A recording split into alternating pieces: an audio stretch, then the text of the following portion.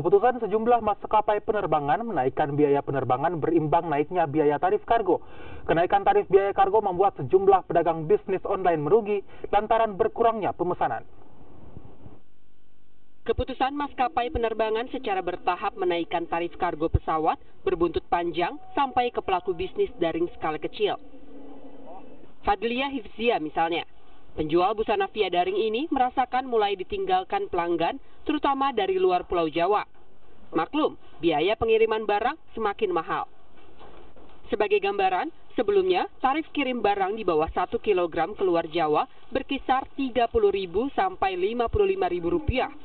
Tapi setelah naik, bisa mencapai Rp90.000 per kilogram.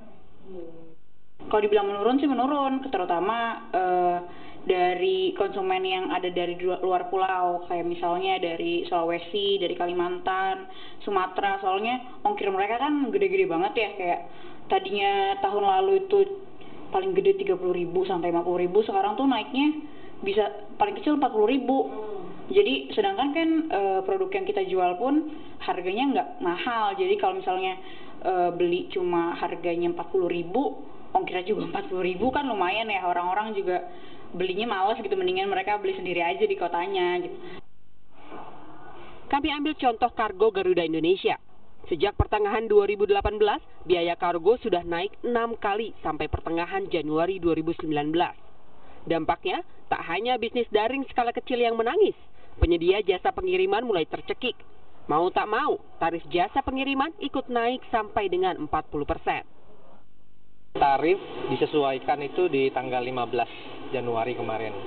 Secara rata-rata kita naik hampir di atas 20-25%. Biarpun untuk wilayah Jabodetabek kita tidak mengalami kenaikan. Tetapi untuk wilayah timur itu bisa ada yang sampai sekitar 40% daripada harga awal. Salah satu efeknya tentu saja dari harga kargo udara ya, yang mengalami kenaikan cukup tinggi. Tidak ada makan siang gratis. Tak ada yang bisa berkelit dari rantai kenaikan harga.